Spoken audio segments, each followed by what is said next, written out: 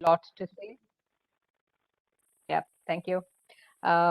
So many of I think all of you know Edwin, and Edwin's also going to introduce himself. So I don't want to steal the thunder, but I think what's really valuable about these sessions, the MTD sessions, thanks to all of you who have been attending so far. It's been fantastic to hear the people, the knowledge that people have learned from experience. We have such experienced, leaders amongst our group, and it's been absolutely fantastic to hear from them and learn from them. And I'm sure Edwin's session is going to be yet another one, which is really going to really, make us introspect on the way we are approaching things, especially something like hiring. All of us know that whom we hire is really going to decide the fate, the fate of our, not just our documentation, how we contribute to the organization and ultimately to the customer, right? I So lost your voice.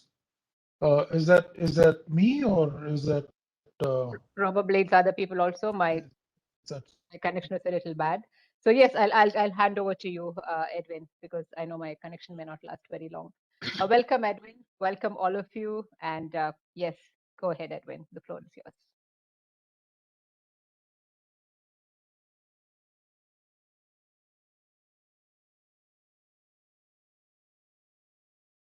Thank you, Asha. Edwin, I don't know if you heard her. Just go ahead. This is the longest. Yeah. Can you hear me? Yes.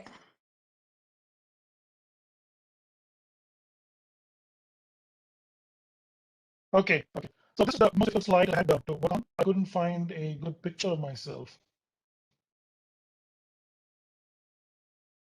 This is the best I could get. Okay. So I'm Edwin Scow. I've been a content Edwin, your voice is breaking. Edwin, your voice is breaking. Do you want to switch off the video? Edwin? And I've handled multiple roles as well. I'm not yet a public author. Is my voice breaking? But let me switch. Could you switch off the video? Yeah, switch off the video, Edwin. That might help. Okay. Stop video. Okay. Is it helping?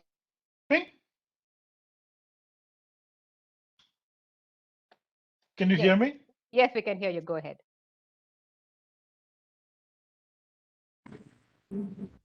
Okay. So let me go back to.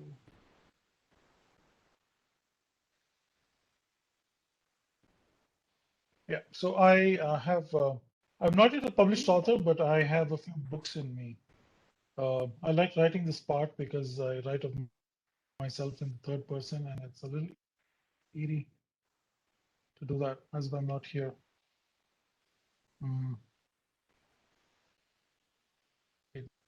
This thing is not fine.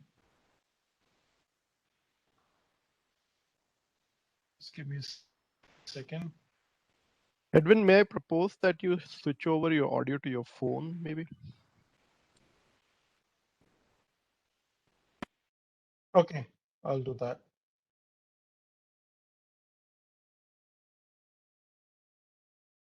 And maybe someone else can share the screen. Will that help?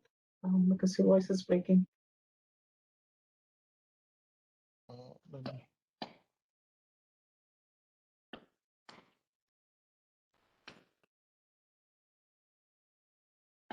I think. Me now. I've just disconnected my Bluetooth headset. You can continue. We'll let you know. This was clearer than before, actually. Okay, great. So then that was a waste of money. Okay, I'm back to sharing.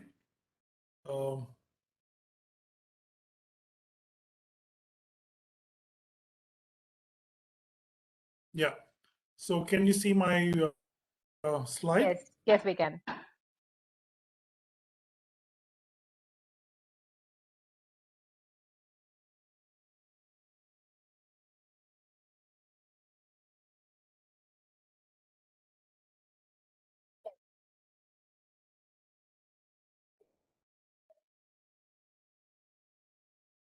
Edwin, we can't hear you. Okay. will stop. Maybe can someone else share screen Yeah, so that helps with I'll the start bandwidth? sharing. Maybe you Choose can stop sharing, Edwin. big- I'll because share the presentation. I guess you have Yeah, to Edwin, your voice is really breaking. unmute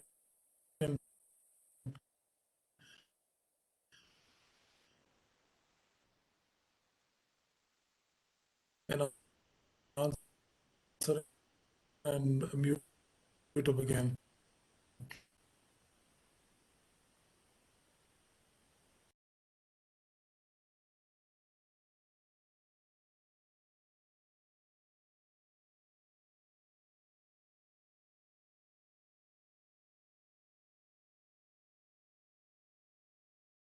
If you can connect to the audio via phone, Edwin, want to try?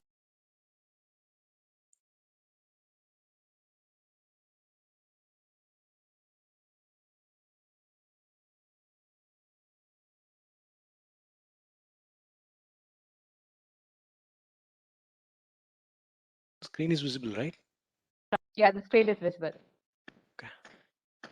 Edwin, you have the link on your WhatsApp. You can connect to the phone.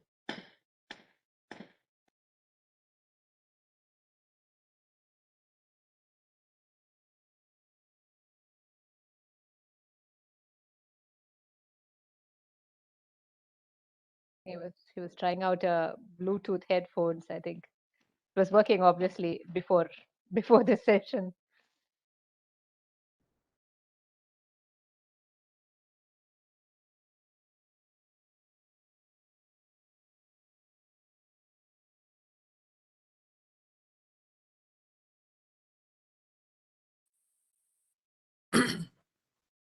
Yeah, can we go to the next slide, please?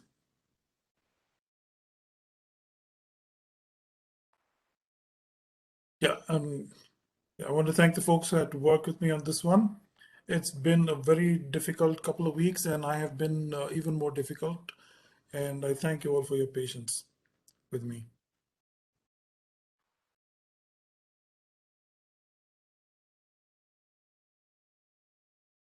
Caveats and disclaimers. So this is not about assessing candidates in interviews or tests. While I was doing the research for this presentation, I noticed that there are lots of presentations out there on the entire interview process and the assessment process. And we could probably spend another presentation on that at some point later down the line. This is about preparing to hire and a lot of the work that goes in that is usually not seen at the tip of the iceberg. This is all of that stuff that's down there below sea level. The other caveat is the points discussed are based on my personal experience. What works for me may not work for you because we're different people and we have a different approach to doing stuff. We have different management styles.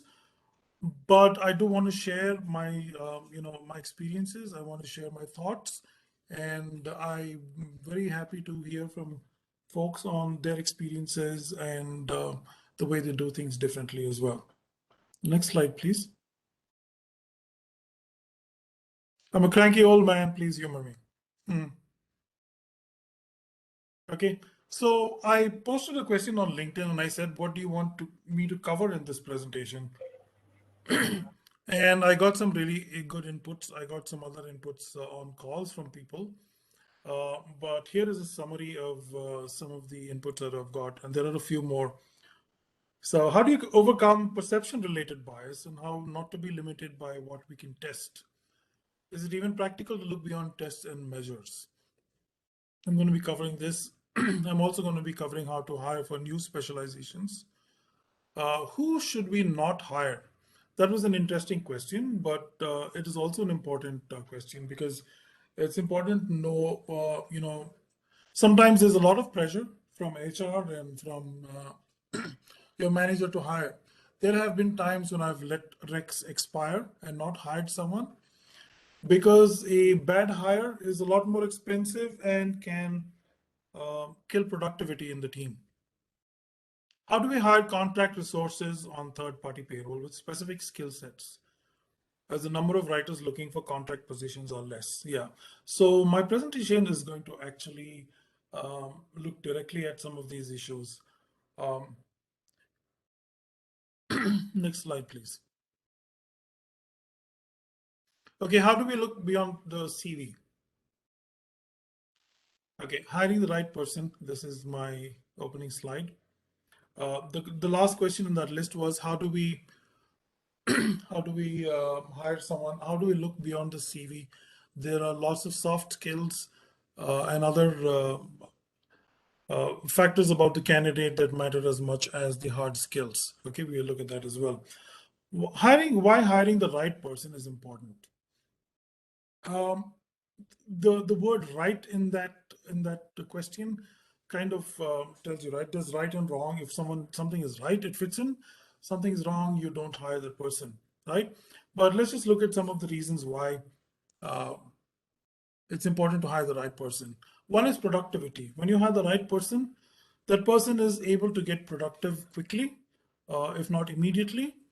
And that person drives your productivity in the department. You're able to deliver the product, which is content in our case, user documentation and everything else that we do. You're able to deliver the product quickly, on time, on schedule, and with the best possible quality. If you hire the wrong person, you have a lot of difficulty getting this done. Alignment.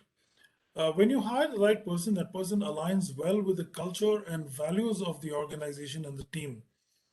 When a person does not align with the values of the organization and the team, they might attract other people who are disgruntled and who will form a small group of mutineers who create a problem, and that affects morale of the team, that affects the productivity of the team, and that affects the perception of the team from outside of the function as well.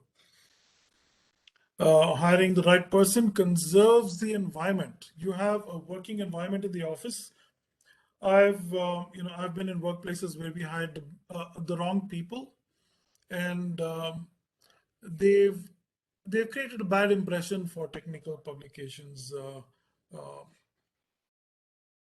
as a function, right? Sometimes you get hired into a company where the entire function has been designed and is executed along lines that don't really work because they've got the wrong profiles in place.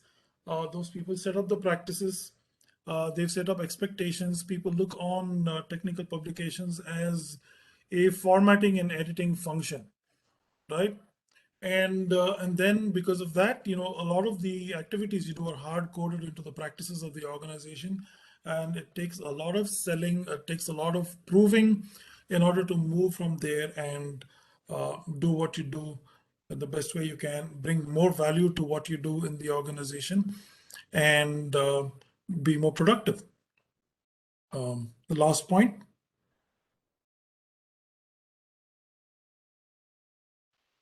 Yeah, there's a cost implication to not hiring the right person.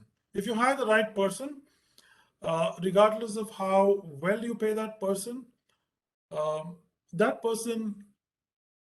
is a good return on investment. If you hire the wrong person, right, it's expensive to the organization because one, you're not getting what you paid for. Two, pretty soon you have to put that person on PIP and manage them out. And then you have the whole cost of hiring a replacement and getting someone else. And you lose a lot of opportunity to get things done, to grow, and to get someone on track. So hiring the right person is very important to the organization, to the manager. In fact, hiring is probably the most important function of a manager, because if you hire the right person, then work gets done pretty simply. People, if you hire the right person, they usually don't need much management. If you hire the wrong person, you could kill yourself trying to manage that person, and you would still fail at making that person fit in and be productive. Next slide, please.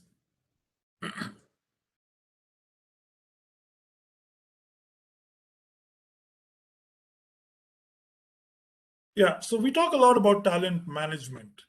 most of the HR activity that we engage in the organization is all about talent management. Recruitment is the first step in that process, and then when the person gets in, there is some training, there is performance assessment. There's a whole bunch of stuff that happens over there. There are appraisals, there are hikes, there are goal setting, and all of that is talent management. But I want to talk today about the talent economy. The talent economy is about the amount of talent that there is out there in the job market. And yeah, no, we're still on that slide. Sure. Yeah. I will ask for the next slide when I'm done with this. Okay. So the talent economy is the economy. It's the talent pool that we have at our disposal. And I've spoken with a lot of hiring managers. I've spoken with a lot of heads of departments, and one common refrain with all of this in all of those conversations is that it's very hard to find good talent in the market, and that is probably because our recruitment process begins with when we get a rec or when we need to hire someone, and then we go out and we start looking for talent, right? But the talent economy is about all of the talent that is out there, and your contribution to that talent pool will serve you in the long run. So the amount of talent that you put in there is the amount of talent that you can go back to and hire from. The open talent economy. This is something that's been around for a while now, and it's been the pandemic has kicked it in top gear. The open talent economy is the gig economy. I've been reading about how so many people have been quitting their jobs because they don't want to go back to work and all of that. So a lot of people in the US quit their jobs around August, September, when companies began to open their doors to employees and call them back to the workplace. There has been a lot of boomerang employment that has happened as well, because folks who quit in August and September realized that it was not the smartest thing for them to do, and they're back looking for jobs. But more and more people are looking for jobs that they can perform from home on their own terms, in ways that use the skills that they have to offer at their maximum, and also compensate them well. So the open talent economy is the gig economy. And I've been a part of this for some time. In fact, I just started on a project this week. And the nice thing about the gig economy is that you do not have to deal with a lot of layers of corporate life. And you can focus on the project, you can focus on deliverables, you can focus on what you can do. And most of the time you can focus on doing it from your own home, at your own schedule, right?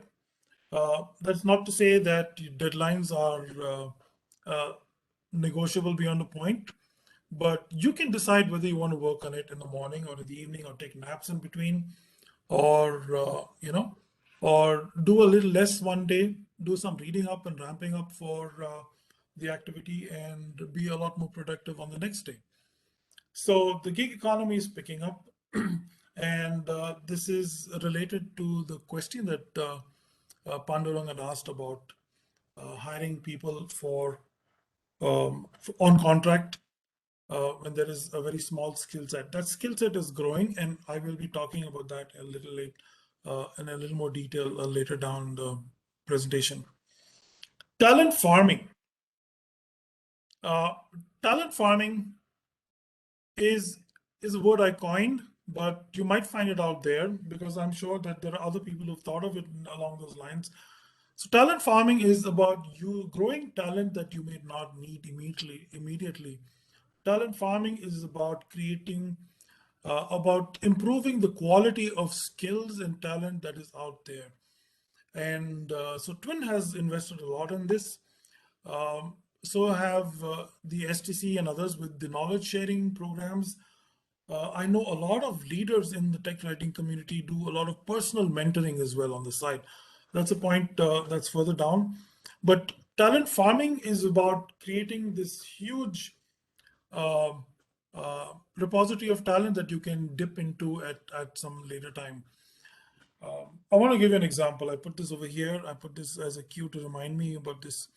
So a few years ago, I read an article about someone who would grow fruit trees in vacant lots so that the poor could eat from them. So whenever I had mangoes, I used to collect the mango seeds and take them to vacant lots and either just throw them in that vacant lot or sink them into the soil and hope that that tree would grow root.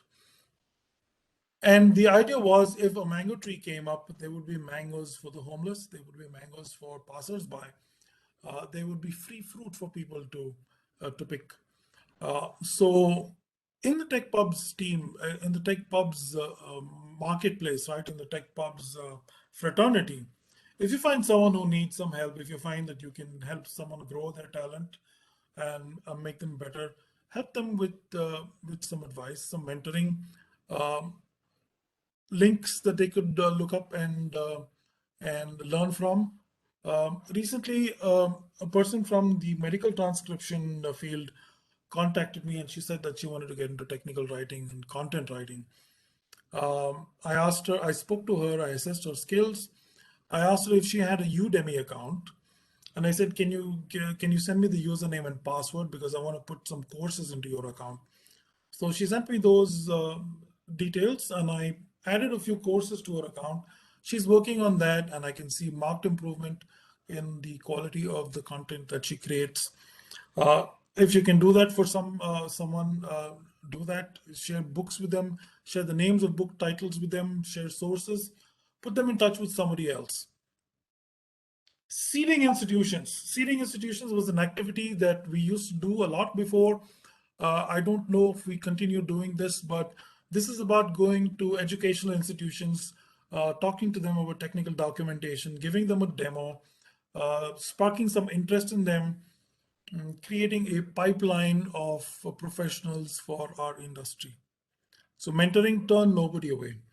There are some people that you might not want to work with because they don't speak too well, they don't write too well, or someone has difficulty with tools or with domain. But you could be making a difference in that person's professional life by spending some time with them and giving them some pointers.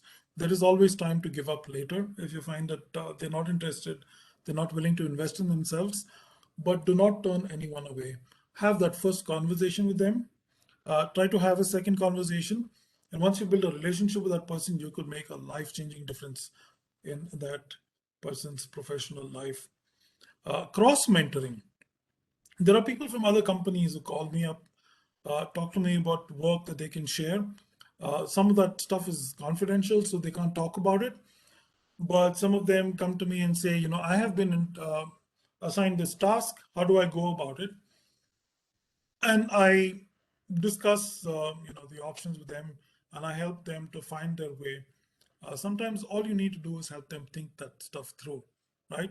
So cross mentoring you can do across organizations, you can do across teams, you can do that across functions.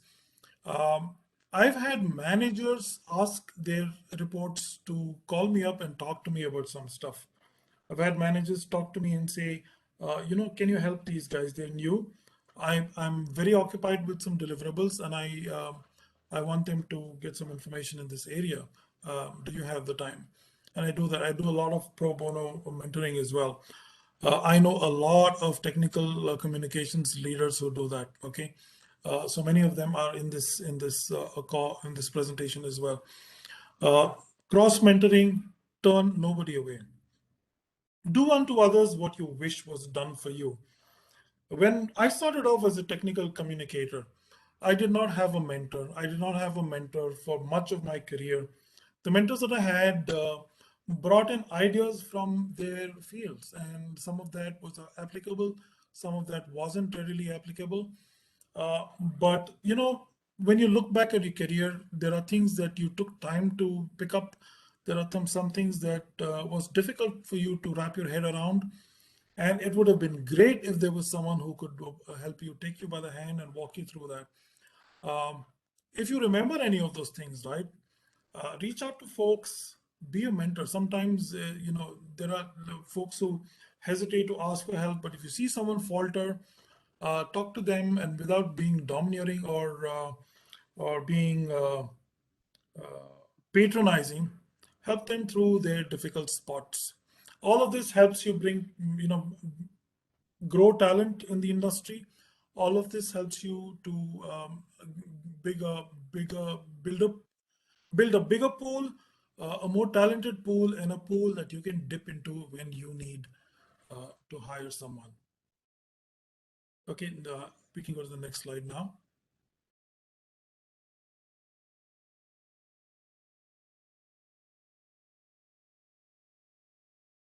Your recruitment game begins long before you start hiring. I've been recruiting for almost as long as I've been working. When I started off my content professional career with the print media, when I worked with the newspaper industry, I was recruited by someone who saw a spark in me, and it was not a profession that I was that I was looking at getting into, but because I had a penchant for writing and I had a curiosity that was not easy to quench, and I had a different perspective on stuff. They thought that I would be a good addition to the team. And I'm not able to see the slide for some reason.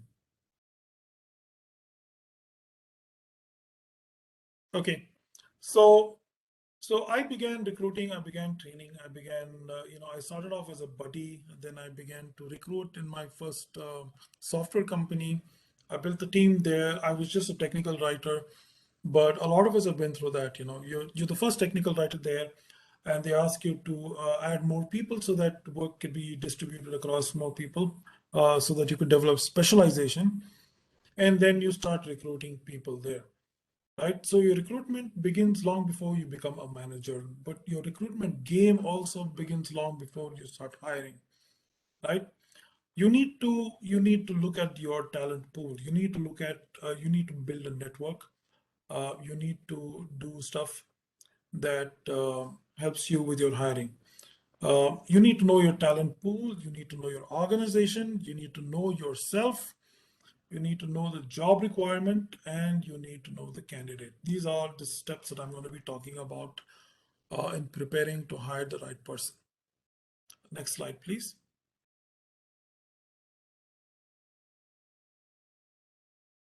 Know your talent pool. Visit the watering holes. A lot of predators sit around watering holes because that's where they know everyone has to come to drink water.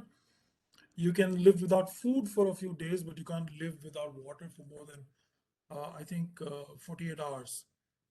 You would die if you lived without water, and that's true of all mammals. So everyone comes there to those watering holes, and the predators come there and get their prey. They feed on them. That's not a very pleasant image to talk about when you're talking about hiring. It makes us look predatory, but in a sense, that's what we do. We hunt for talent. But what do I mean by watering holes? It doesn't mean go pub hopping. Visiting the watering holes, like this is a watering hole. This thing that we're doing today, this is watering hole. There is a knowledge sharing activity that the fraternity engages in. Those are watering holes. Annual events where you get to meet other folks, hear about what they're doing in their company, hear people present about pioneering work that they've done at their place of work. These are watering holes. Yeah. Understand the job market. One of the advantages that I've had with hiring is that when I look through a person's CV and they list places of work there, I know what work is being done there. I know how work is being done there. I usually know the tool chain. I know their process. I know what to expect from that person's exposure in those workplaces that they have. And sometimes when you look at the chain of workplaces they've passed through, you have a pretty good idea of what to expect with the candidate. But don't let that skew your understanding of the profile, because sometimes there is a lot more than just their work experience. There are folks who go beyond their work experience. They talk to other people. They engage vicariously in other people's work as well. And they learn beyond their immediate tasks and their immediate responsibilities. Understand trends in the field. Understand what is happening in the field. We've had Sam talk about augmented reality. We've had people talk about micro content, chat bots and stuff like that. Some of us have had the privilege of working on those projects. Some of us have not. But when your company decides to set up something, you know what to look for, you know what talent to look for, you know where to go looking for talent. And it's a good thing to talk to these people who make presentations, because what happens if you have good technical writers in the job market is, after a person makes a presentation on a topic and they're interested in that, they get in touch with them. And those people know who is interested in that technology, who is interested in that approach, and they can probably provide you with names of people who might be likely hires. I do not recommend poaching from other people, because if a person is easy to poach from them, they're easy to poach from you as well. Get to know connectors, mavens, and salespersons in every community. I got this from Malcolm Gladwell's Tipping Point. He talks about how an idea goes viral, and how an idea epidemic is born. And there are three personalities that make it happen. They're the connectors, they're the mavens, and they're the salespersons. Connectors are people who have a large number of friends. They have large networks. They're indiscriminate in their friendships. They just connect with everyone from IT, from development, from testing, and from the tech writing community. I know some people like that. When you look at their LinkedIn profile, they have like thousands of connections from all over the world.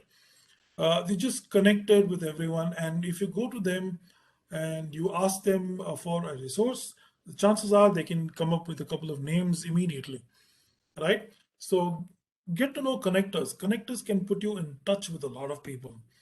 Mavens are folks who are researchers, people who like to get to the bottom of stuff, like to know everything they can possibly get their hands on about a subject. Mavens are great people to know because they are good points of reference. If you have a project, if there is a new technology, if there's a new approach that is being researched in your department, it becomes really helpful to get in touch with the Maven and have a conversation. Some Mavens can go on for weeks without food and water, but if you have a more focused approach, if you have specific questions, they are able to point you in the right direction if they don't have the answers themselves. Right? Salespersons. Salespeople are people who like an idea so much that they will practically force it down your throat. We've had that with Dita for some time. We've had that with, before that, we had that with FrameMaker. We've had that with a whole bunch of stuff. I know of a technical writer who wanted to introduce augmented reality in their company, but they were a software company and there was really no opportunity to implement that. But the person made a presentation and the CEO was so impressed that he said, if you find some place to use this, we will be happy to get the tools and initiate a project where we do that. Salespeople are someone who can get you as excited about something that they're excited about. Build a network. LinkedIn is an amazing tool for networking. Conferences and other events are great places for networking. You get to meet interesting people. You get to meet people who are doing interesting things. You get to meet people that you could mentor as well. And just because you're mentoring someone doesn't mean you can't learn things from them. You can learn from everyone. There are people, every human being goes through life picking up a lot of wisdom. Not everyone picks up the same bits of wisdom. And when you exchange information and knowledge with other people, you grow your own skills and knowledge. Next slide, please.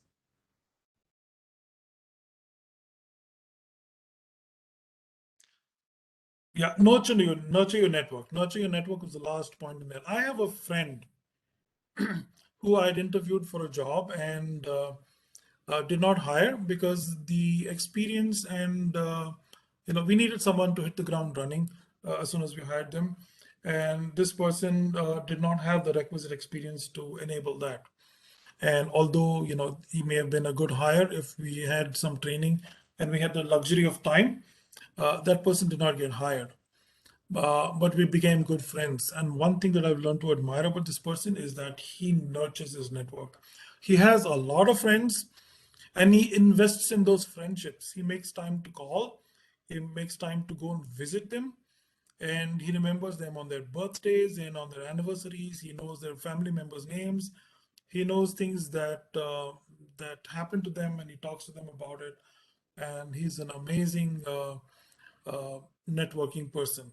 So nurture your network. It's not enough to just get a LinkedIn invite, connect with someone and say, thank you for adding me to your network. And then never connect with them again for the next 5 years until you need a job and you say, I'm looking for a job. Do you have an opening in your company and stuff like that? Right? So nurture your network. Actually, you will be able to find people in your network who are a little more valuable than the others. And you might need to spend a little more time with them, but do that. Connect with them, talk to them, look at how much you can learn from them, look at what you can share with them. And conversations are very, very edifying. Know your organization. Before you hire someone, right? Before you find if someone is the right fit, you must define the fit. Many years ago on Twin, I had written a little snide piece about hiring, and I call it square peg. It's about finding a square peg for a square hole and a round peg for a round hole.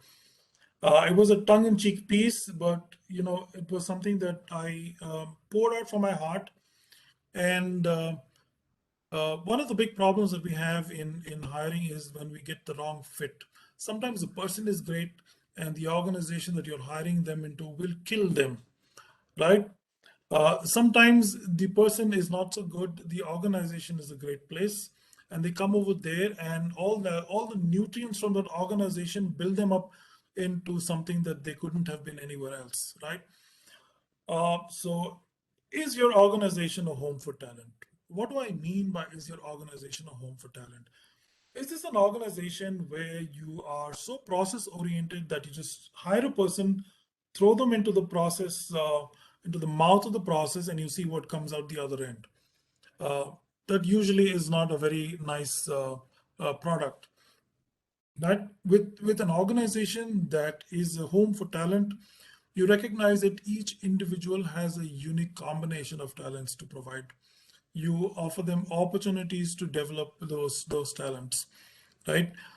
You recognize their contributions, and with every small win that the person logs, you increase their appetite to take on bigger challenges. So is your organization a home for talent, or is your organization a slaughterhouse for talent?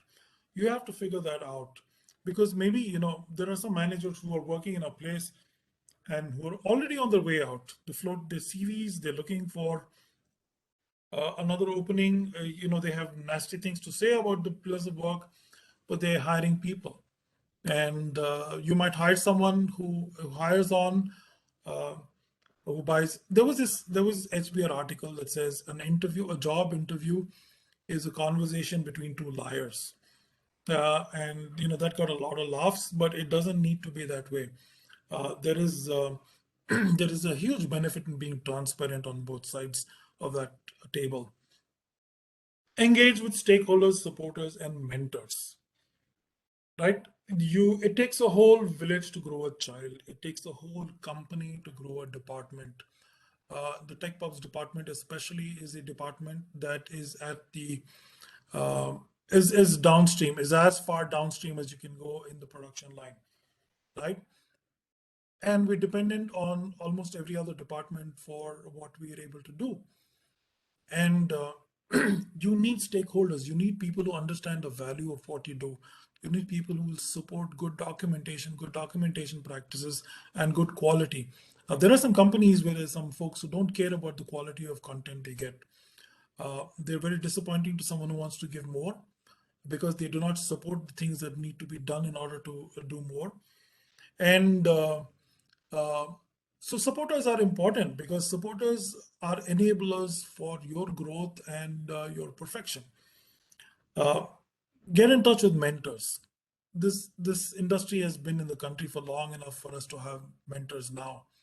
There was a time when we did not have too many mentors, when mentors themselves were finding their way in the forest. But now people have walked that path, they've made it into a highway. And if you're still walking in the woods, it's probably because you like the wildlife, because there's a highway that you could drive down. And, stop by, ask people for directions, ask someone to help you with the difficulties you're going. Have mentors from multiple disciplines. People from programming can help you understand the development world, because that's the world that you need to understand in order to make your content better. People from sales and marketing and from tech support can help you understand customers better and the customer experience better, because what you're really doing is designing a good customer experience. Engage with stakeholders, supporters, and mentors, because they can create an environment for your team that is conducive to growing and learning and doing your best and being your best. Understand your organization's management style, priorities, and prerogatives. There's a book called The Gods of Management. It talks about the 4 styles of management. So you have personality-based management styles, you have process-based management styles, you have objectives-based management styles, and you have talent-based management styles, right? All of these styles work for different kinds of people. There is no such thing as a good style, because there are some people, for example, micromanagement is seen as a bad thing. Micromanagement works for people who like to be micromanagement, who like to be told what to do, who like to be checked on, and who like their work validated all the time. There are some people who grow out of that as they get a little more confident, a little more independent with their work. But there is no one style that fits all. Market. I said market, damn it. So marketing is about selling your function to your organization. The IT industry has been in India for a while, but I still see some organizations that do not understand the power of content. In a lot of engineering organizations, when they think of content, that is hardwired to marketing. When they think of content, they think of marketing. They think all content is marketing material. And if you go and look at websites, there are lots of websites that are just brochureware, where all they talk about is stuff that they want to say about their product. There is a lot more potential for dialogue with your customers, where customers can look for stuff on their own. They call it self-service in some organizations. But if you provide enough information about your product that customers can go and get a look for themselves, then they don't need to take your word for it. They know how your product works. They're looking at how it has worked for other people. You list people who are using your product. They can talk to employees or friends in other companies who are using your product and get feedback on that. We do that for writing tools all the time, right? You can bet that people are doing that for the products that your company produces and sells as well. Sorry to interrupt, Edwin. Just to let you know that we have 10 more minutes, so you could pace yourself. Oh, okay. Yeah, thank So you. build a cultural profile of your organization to match with prospects. Next slide, please. Know yourself. Emotional intelligence is key to managing people, and one of the most important things in emotional intelligence is knowing yourself. You have to have a good fix on who you are, what your weaknesses are, what your strengths are, what your limitations are, what your biases are. We have a lot of biases, right? We think that we're good people and everybody else who differs from you is not. We like to hire people like ourselves. People who are not like you are often viewed as not good hires or not good potential candidates. We like to fill our tribe with our genes. We like to fill our departments with people who think like us, work like us, talk like us, and have lifestyles like us. You need to understand that. You need to understand that that can affect your hiring decisions. You need to sometimes willingly break from that mold, challenge yourself, move into your area of discomfort in order to break out of that. One of the problems, this is like, a confirmation theory. A lot of people buy books on topics and on issues that they already like, that they already sold on. And the more they read along those lines, the more they're firmly entrenched in that belief. I sometimes go to a bookshop and I look at, the other side of thinking. Like, for example, it's good for an atheist to read about other religions. It's good for religious people to read books written by atheists and see what they're talking about. And it helps you to get a good understanding. At the very least, it'll help you in arguments with people from the other camp. Understand and develop a management style. A lot of people don't really understand their management style, right? Introspect, look at your management style and try to understand what is your management style. When I was being hired at Juniper, the person who hired me asked me, "So what is your management style?" I didn't know what she meant by that. I said, "What do you mean?" So she said, "Okay, how do you hire people?" So I said, I like to hire ambitious people. And she said, "But aren't ambitious people a problem? Because I hear so much about Indians wanting hikes and promotions all the time." I thought about that and I said, you essentially have two kinds of people in the market. You have greedy people and you have ambitious people. Greedy people who just want stuff all the time. Ambitious people want the same stuff, but they're willing to work for it. And that's why I want to hire ambitious people. And, I once had a person who had joined my team, and it was a hire I inherited. She joined the team after I moved to that team. And I was there on the first day, and she said, "I am happy with staying in the same position for as long as I need to. I don't have any ambitions." And I was so disappointed because ambition is a tool that your manager has to transact with you on productivity, right? You do the most you can for the department and for me, and I will do the best I can for your career growth. And that is the transaction that you have with your team members. But if someone who doesn't want to grow and someone doesn't want to, is not ambitious, then your manager is left with someone who will probably stagnate in a role for a long time. A person that I speak of was very sweet, one of the nicest people I have worked with, and eventually moved to a domain that worked for her, and she's been productive. She's been a pillar of strength in that function. Understand your interaction style. I have a reputation of being very direct, of being very straightforward, even abrasive at times. People have got to know of that. People have got used to that. People who like me because of that, because they know that I will speak my mind. There is no hidden agenda. There is nothing that I will hold back. Everything that they get from me is what it is. And people like you to be transparent and direct.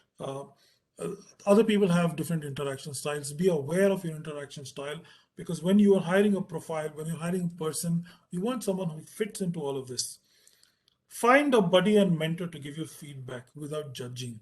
I have good friends who will give me feedback. They will give me the nastiest feedback about myself. And there are times when I take that feedback and I use it. And there are times when I take that feedback and I say, "No, I like this. I'm not going to change this." And they let me be who I am without judging. Next slide, please.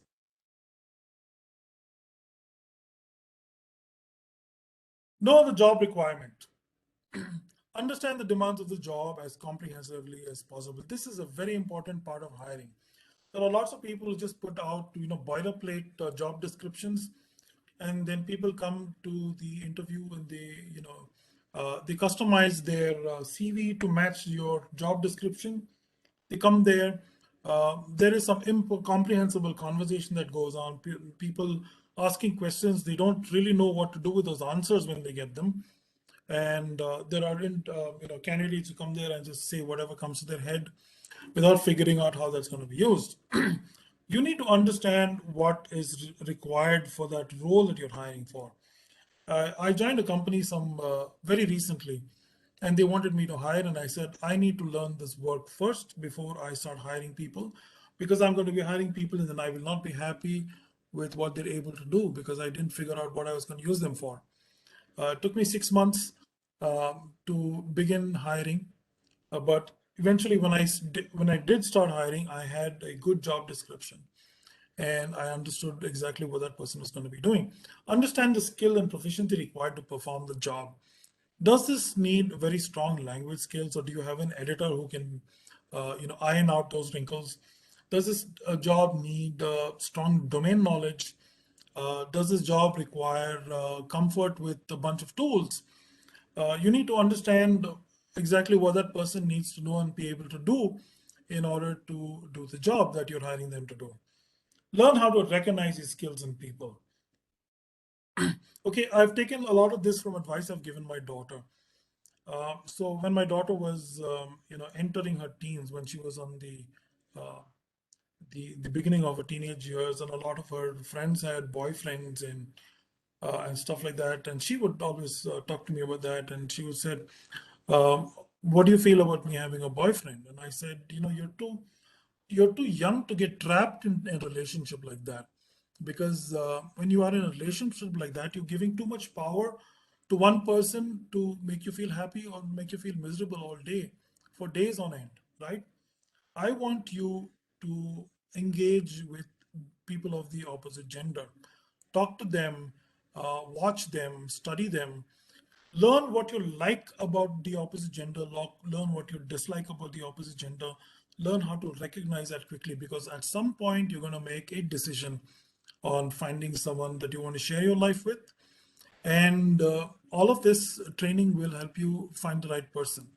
There are people who get married, they just look at a smile, they lose their heart to that person, and then they go through hell for many years before they break out of hell. So be open to learning during the interview. So learning how to recognize your skills in people will help you to spot the right person as quickly as possible without engaging in too much guesswork. Be open to learning even during the interview. There are people during the interview who can teach you stuff you didn't know. Do not believe that you command the interview and you're meant to dominate that interview. You're there to have a fair exchange. You're there to give them answers to questions so they know what they're getting into. You're there to ask the right questions so that you know what you're getting. Create a job description with real requirements. And if you understand the job, you will be able to create a job description that describes the work that they're going to be doing. If you have a boilerplate job description, you will get boilerplate candidates. And a large percentage of those candidates will not be a good fit for your job. They will just look at keywords there, they will match that to keywords in the resume, and they will think, oh, I got like 60% of that that you wanted, and let me just go and try my luck. Figure out the career aspirations for such a profile, make it off plan. Every time I've hired someone, I've looked at that person, I've said, this person is coming to my organization with these skills.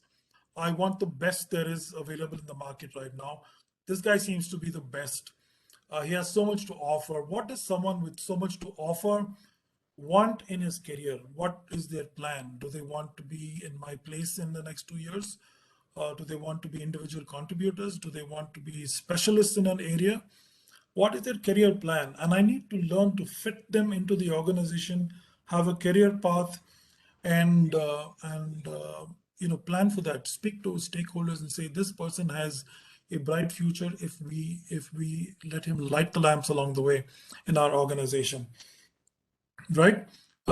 Because if you don't do that, they're going to hit a dead end in your organization and they're going to move out. They may not be happy about moving out, but they will need to move out in order to grow. Next slide, please.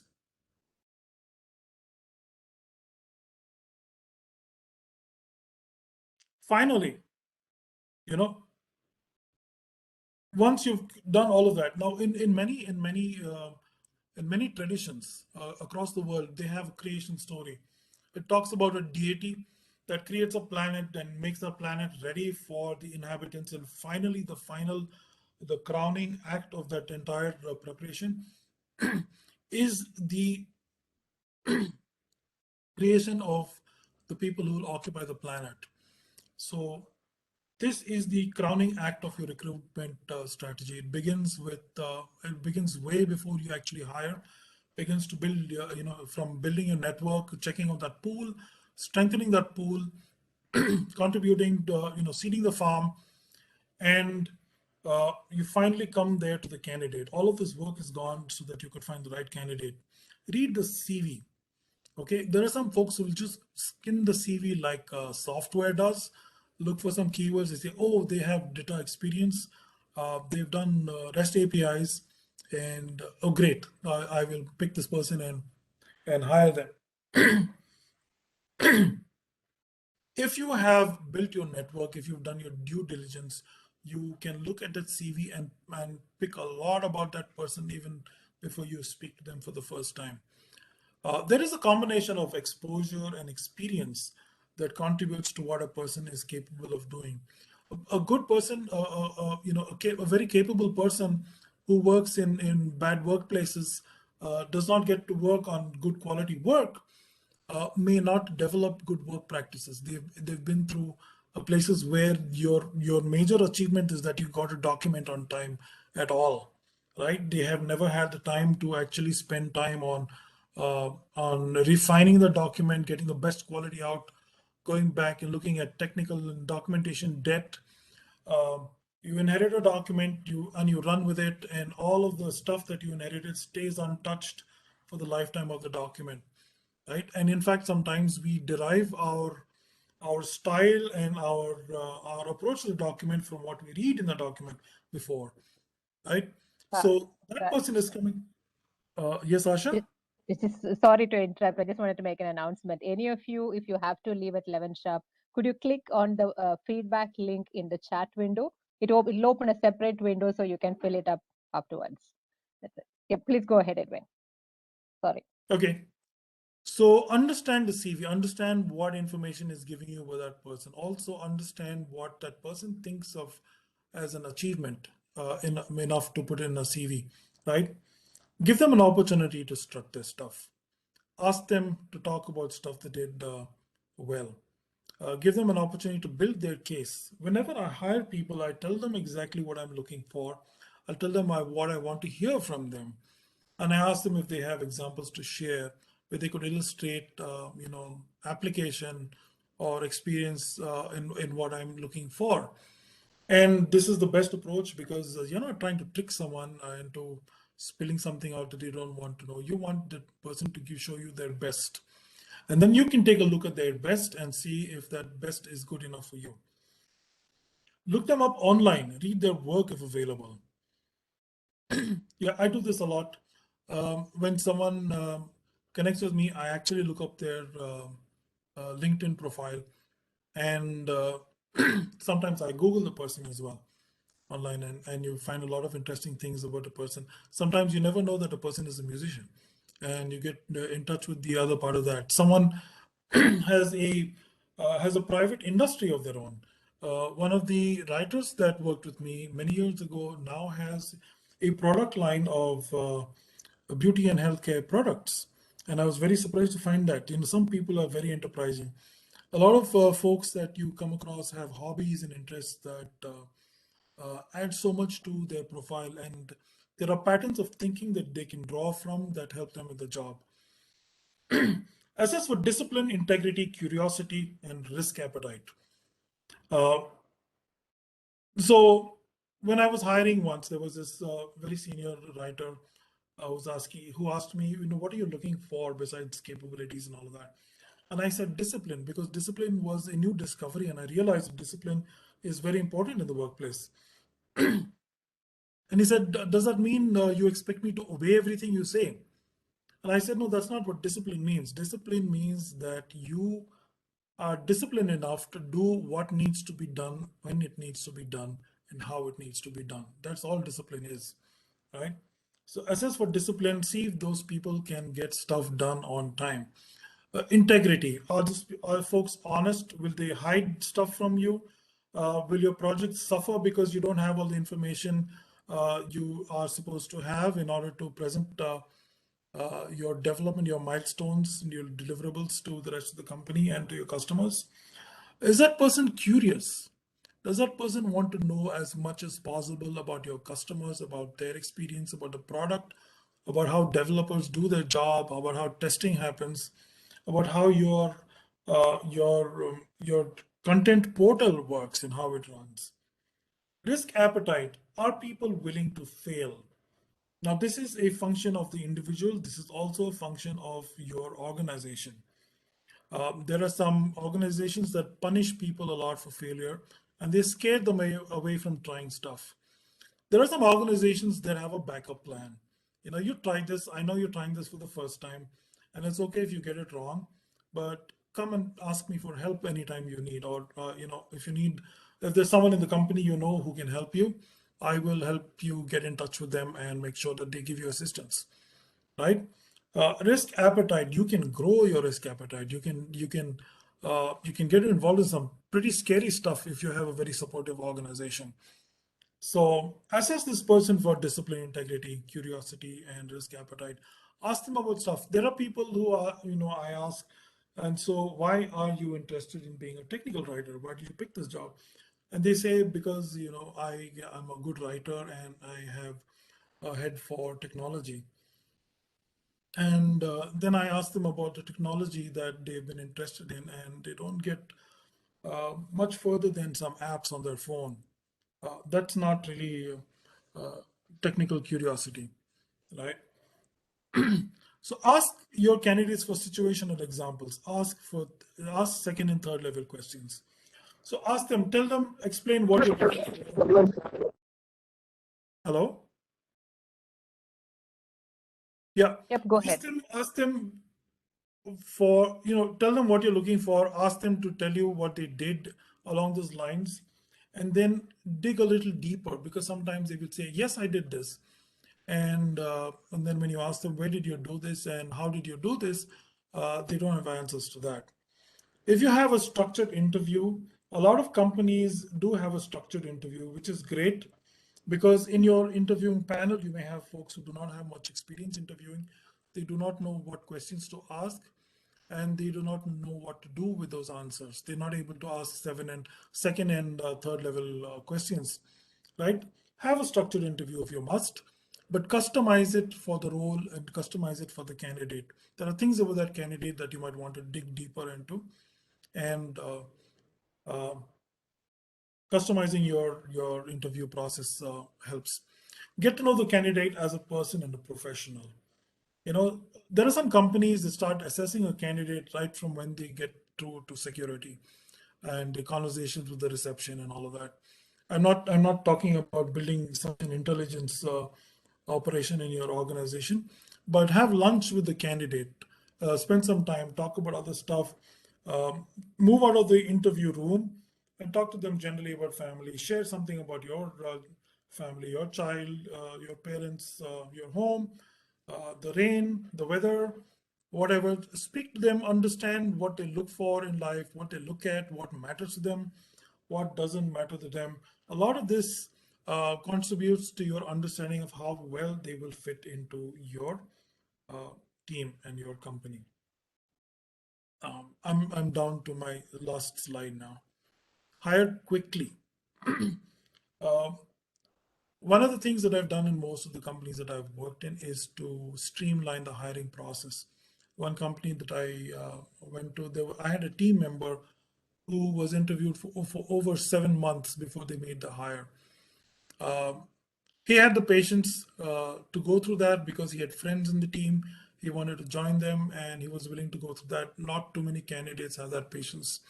Many candidates will float their CV in the market and they will respond to the earliest bird gets that worm. So what we did was we did our due diligence before we brought the person on board for interviews. Often we would get them from outstation. We would get them on a flight. We would get them a room. They would come to the office. We would have all of the interviews in a day. And by the end of the day, we had all of the information that we wanted to get out of them. And then when they got back over there, we would immediately send our recommendation to finance or whoever needed to approve that budget. And we had already worked it out with our superiors. They would push those people to approve as quickly as possible. They would nag, they would bug, they would visit them personally, but we would get that approval and make an offer within a week. And that was a big difference that made. It makes your candidate feel qualified. I mean, feel happy that you recognize their potential and you wanted to hire them as quickly as possible. Contrast that with a candidate that's kept hanging for a few months, and you say we are also looking at other candidates. Of course, everyone's looking at other candidates as well, right? But when you hear that message from someone, it means you're on a back burner. You're not their first choice. And if they don't find anyone, if everybody else turns out to be hopeless, maybe they'll pick you up because they need to hire someone for that position. It's not a good message to tell that person who's joining your company. Pick your best candidate quickly and close the hire as soon as you can, preferably within a week. Agree beforehand about what boxes the profile must tick. Even before you have that meeting where you discuss the inputs from others, you have to let them know what you're looking for. You let them know what are must-haves in the candidate, what are sure no-nos in the candidate, so that when everyone comes in the meeting, and even before that, when they're in the interviews, they're all looking for similar things. When you come to the interview, you have a quick, when you come into the meeting, you have a quick conversation. It's very easy for folks to agree on a candidate if they've already discussed what they're looking for. Streamline your approval process. We did that. Make your offer in a week if possible. Next slide. Yes. Does anybody have questions?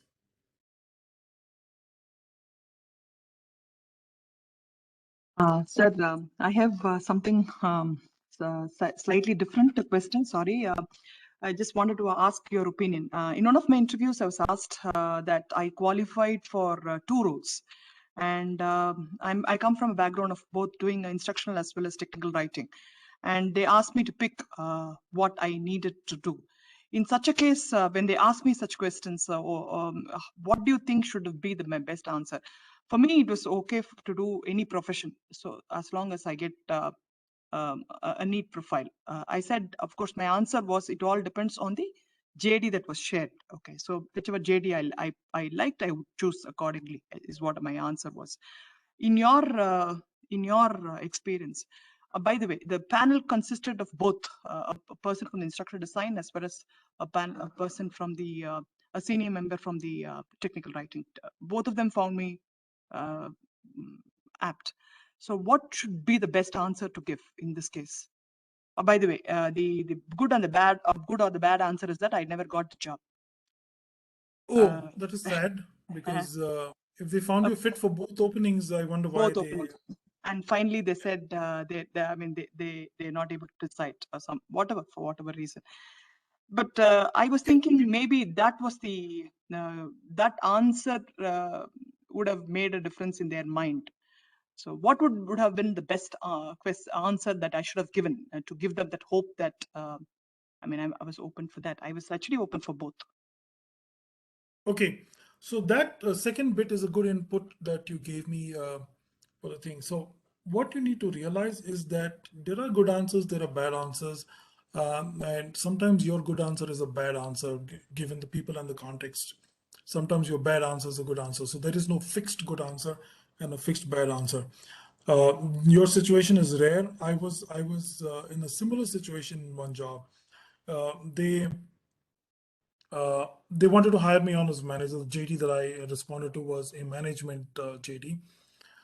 I went there, I gave my writing sample. I also saw what the editor who evaluated my writing sample had commented about my work, and it was all positive. So when the hiring manager came back, she said, we are also hiring writers, and it's very hard to get good writing talent. Would you be interested in an IC role? And I said, can I get back to you on that?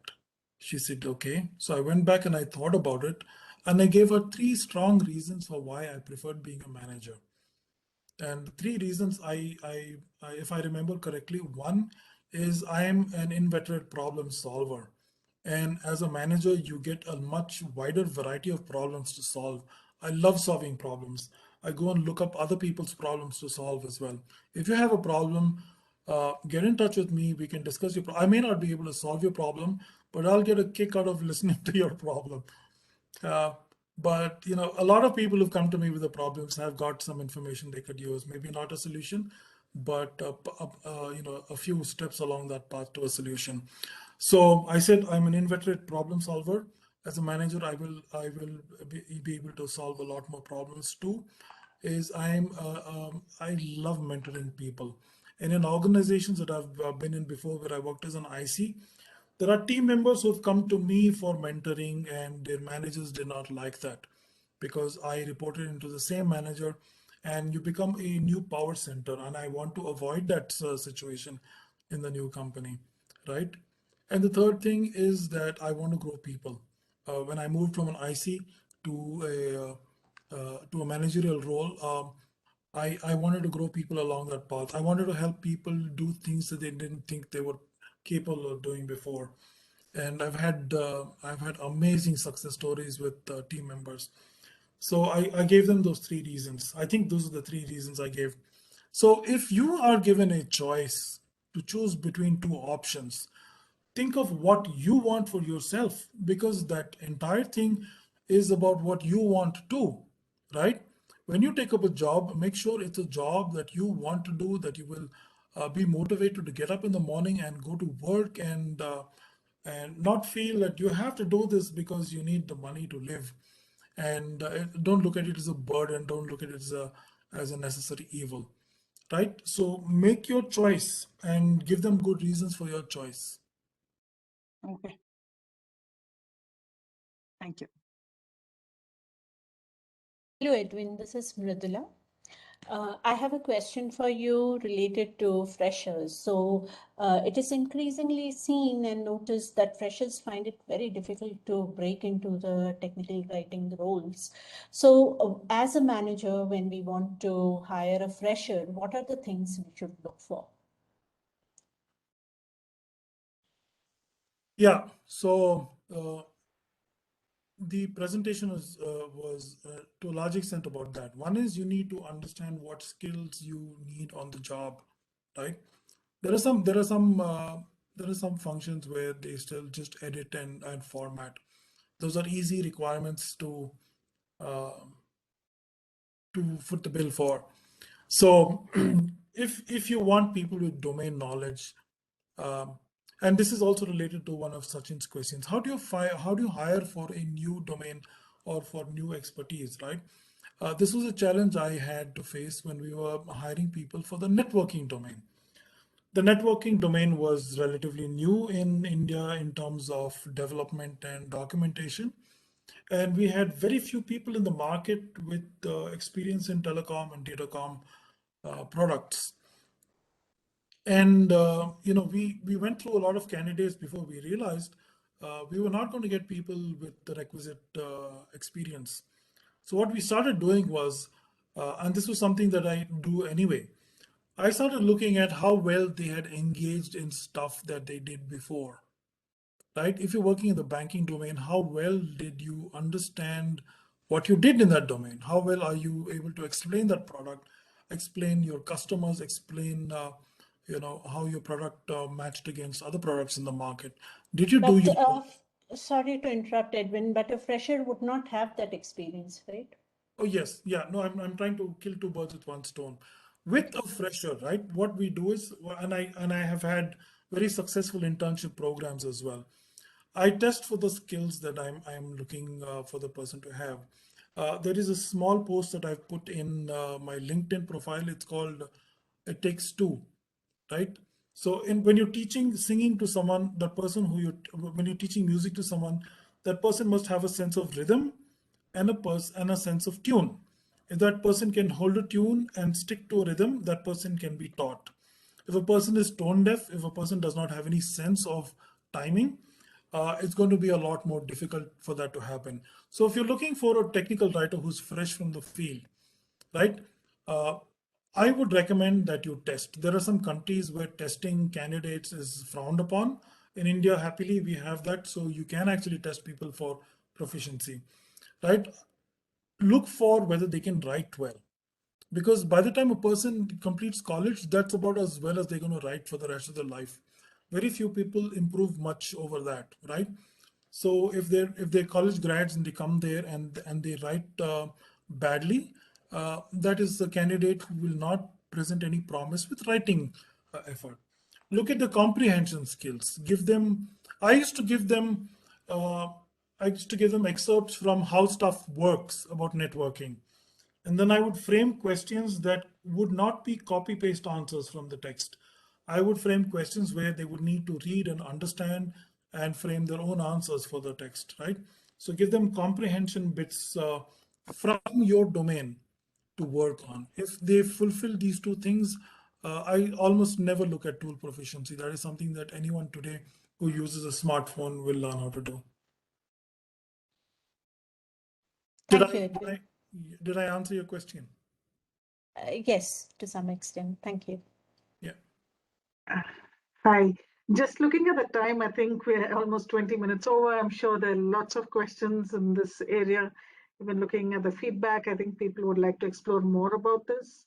But I think if there are more questions, probably they can get in touch with you. Edwin, I think you've shared your contact, and of course, let us know if there are more sessions, topics that we would like.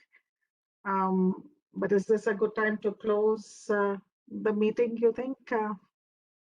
Yeah, sure. Yeah. So people can get, I would love to talk to you. So you can send me mail. You can hit me up on LinkedIn if you want to schedule a call sometime. I would be very happy to do that. If there is stuff that you would have liked me to cover in this presentation, I haven't, I will write an article on that subject and I will share that with this team so they can post it on this site, right? It'll be supplementary to the presentation. Thank you so much for, thank you so much for being here. It made it so meaningful to be here and to share my thoughts with all of you. Yeah, thank you so much, Edwin. Thank you. Really appreciate your time and effort for doing this presentation. Really appreciate it. And hope everyone has provided their feedback as well. Thanks, Sandhya. Thank you.